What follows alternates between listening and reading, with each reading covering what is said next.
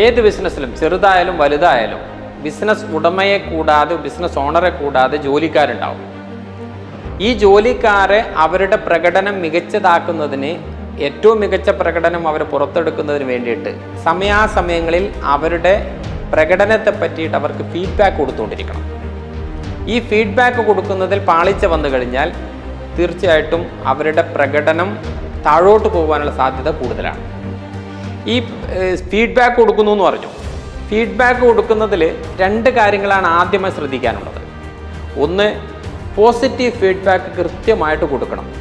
അവരുടെ ജോലിക്കിടയിൽ അവർ നടത്തുന്ന പ്രകടനങ്ങളിൽ അവർ മികച്ച രൂപത്തിൽ എവിടെയാണോ പ്രകടനം നടത്തുന്നത് അതിൻ്റെ പോസിറ്റീവായിട്ടുള്ള ഫീഡ്ബാക്ക് കൊടുക്കണം. നിങ്ങൾ ചെയ്തത് നല്ല രൂപത്തിലാണ്, ഏറ്റവും നന്നായിട്ടുണ്ട്, വണ്ടർഫുൾ എന്നെല്ലാം പറഞ്ഞിട്ട് അവർക്ക് ഫീഡ്ബാക്ക് തീർച്ചയായിട്ടും കൊടുക്കണം. രണ്ടാമത് പറയുന്നത് നെഗറ്റീവ് ഫീഡ്ബാക്ക് എന്ന് പറയരുത്. നെഗറ്റീവ് ഫീഡ്ബാക്ക് അല്ല, അതിന് പറയേണ്ടത് കൺസ്ട്രക്റ്റീവ് ഫീഡ്ബാക്ക് എന്നാണ്. കൺസ്ട്രക്റ്റീവ് ഫീഡ്ബാക്ക് എന്ന് പറഞ്ഞാൽ ഏരിയാസ് ഓഫ് ഇംപ്രൂവ്മെൻറ്റ്, നിങ്ങളുടെ പ്രകടനം മികച്ചതാക്കാൻ ഇനി ശ്രദ്ധിക്കേണ്ടുന്ന കാര്യങ്ങൾ ഇന്നതാണ് എന്ന് പറഞ്ഞു കൊടുക്കണം. നെഗറ്റീവ് ഫീഡ്ബാക്ക് എന്ന് പാരമ്പര്യമായിട്ട് പറയുമെങ്കിലും അതൊരിക്കലും നെഗറ്റീവ് ഫീഡ്ബാക്കായിട്ട് നമ്മൾ പറയരുത്, പാടില്ല. കാരണം അത് കൺസ്ട്രക്റ്റീവ് ഫീഡ്ബാക്കാണ്. ഇനി ഇത് രണ്ടും കൊടുക്കേണ്ടത് എങ്ങനെയാണ്? പോസിറ്റീവ് ഫീഡ്ബാക്ക് പറയുന്നു, അതിനുശേഷം കൺസ്ട്രക്റ്റീവ് ഫീഡ്ബാക്ക് പറയുന്നു, വീണ്ടും ഒരു പോസിറ്റീവ് ഫീഡ്ബാക്ക് കൊടുക്കുന്നു.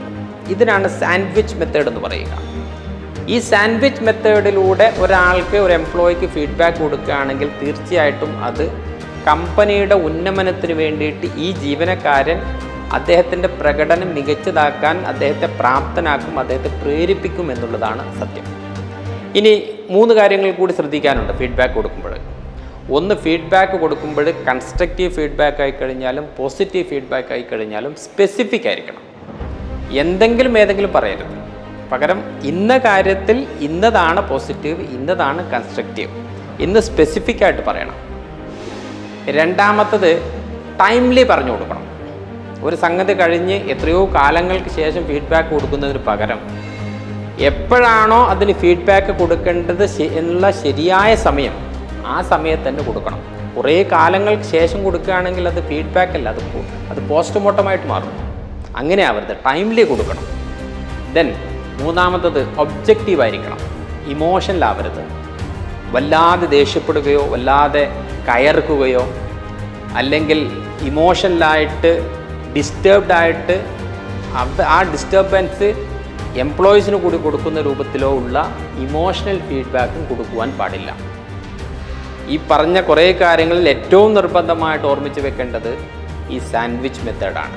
Positive feedback, constructive feedback, then positive feedback. ഇങ്ങനെ കൊടുക്കുകയാണെങ്കിൽ അത് നല്ല തരത്തിൽ കമ്പനിയുടെ പ്രകടനത്തിന് അല്ലെങ്കിൽ കമ്പനിയുടെ ഉന്നമനത്തിന് വേണ്ടിയിട്ട് ജീവനക്കാരൻ അവൻ്റെ പ്രകടനം പുറത്തെടുക്കുവാൻ അവനെ പ്രാപ്തനാക്കും, പ്രേരിപ്പിക്കും എന്നുള്ളതാണ് സത്യം.